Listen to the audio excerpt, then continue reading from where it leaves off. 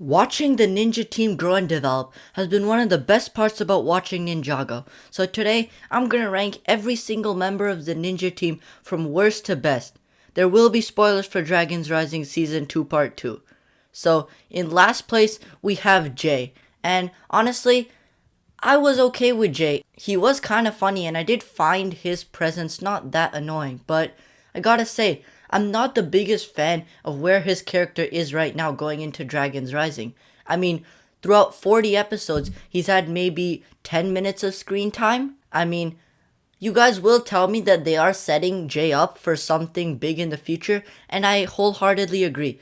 They should be setting up Jay for something big in the future, but until I see what they're actually having him do, I really can't put him any higher than this. Next up, we have Zayn, and Zayn, I think they deliberately chose to sideline him going into Dragons Rising to give more time to focus on the main trio of Dragons Rising, Eren, Sora, and Lloyd. And I think that was a good decision. It's just that the unfortunate downside is that Zayn doesn't get as much screen time to grow and develop. Like, especially looking at Dragons Rising Season 2 Part 2, he got knocked out of the tournament in 2 minutes? Which must have been a tough pill to swallow for Zayn fans. I think that overall sidelining Zayn was the right decision, but it just makes Zayn a bit less appealing, which is why he's here. Same deal with Cole, who's next. They chose to sideline him for Dragons Rising, maybe having him go on 1 or 2 side quests every season, but the reason he's above Zayn is because we see him grow and become like a father figure to his new family in the land of lost things, which was really nice. But other than that, he doesn't really get much to do, so I think this is a good spot for him.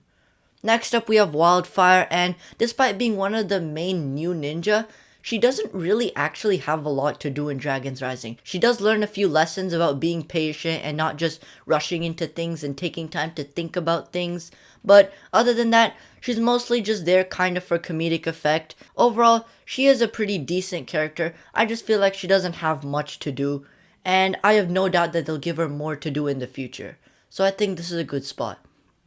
Next up, we have Nia, and Nia's an interesting case because she was a wooden character for 10 years. It was fun to see her become Samurai X in the earlier seasons, but after she became the water ninja, she basically had nothing to do. Well, that was until Seabound. I think that Seabound did a lot for her character, which could be explained all in a separate video. In general, she learns that not all things are in her control, and sometimes she just has to do the best with what she can. And I think that's just such a great lesson. However, Crystallize did fumble her character quite a bit, but going into Dragons Rising, I did not expect her to be as prominent as she is. I thought she would be sidelined like Zayn or Cole, but she's one of the first 3 ninja to be found, which I think is great. This season also establishes her relationship with Kai, which again is fantastic, as despite being brothers and sisters, these guys don't really interact a lot with each other, and I have no doubt that she'll have some great character work in the future. Next up, we have Sora, and she is one of the new ninja for Dragons Rising, and I think her character arc was done so well. She starts off as super unconfident, doesn't believe she has elemental powers despite using the powers multiple times, and throughout the season, she learns to be more confident, she learns to be more positive, and at the end of the season, it all culminates as she discovers her true potential and confronts her parents and helps the ninja just generally defeat Beatrix. Going into Dragons Rising Season 2, she also had a great arc where she now has to deal with Eren, her best friend, who's kind of turning away against her, and she also still doesn't know Spinjitzu, but she holds it all together and ultimately wins the Tournament of the Sources, which was really nice. Overall, again, there's going to be a lot more character work for Sora in the future, and I absolutely love it. They've done a great job with her so far, and I can't wait to see what they're going to have her do in the future. Next up, entering the top 3, we have Eren, and I absolutely love Eren just as a concept. He's a big ninja fan, so it's very easy for Ninjago fans like myself to relate to Eren. He also doesn't have any elemental powers, which is really, really nice and allows for some really unique and creative stories.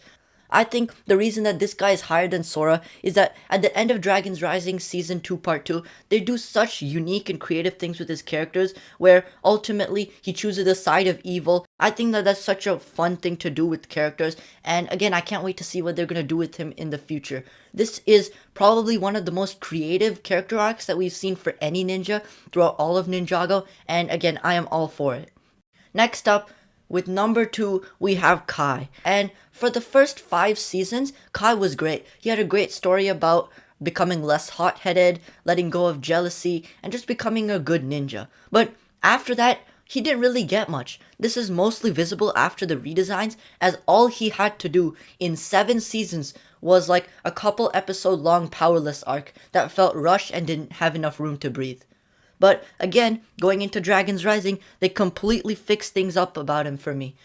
The best thing that they could have done to Kai is made him like a father figure to Wildfire, which is fantastic as we see Kai teach Wildfires many of the lessons that he learned when he was training. This is great to see for longtime fans such as myself, as we really get to see how well Kai has grown and what a great ninja he is. Next up, my favorite ninja, I think you probably already know, it's Lloyd. Lloyd was my favorite character in Ninjago for the longest time. He started off as like a bratty kid who just wanted to live up to his father's image, but he slowly learns the value of being good and being a ninja, and this makes him defeat the Overlord in one of my favorite Ninjago arcs of all time. Then after that, he gets sidelined for a couple of seasons, but he has a nice story about learning to let go of his father, and eventually he becomes kind of like the leader of the team, which is really great to see.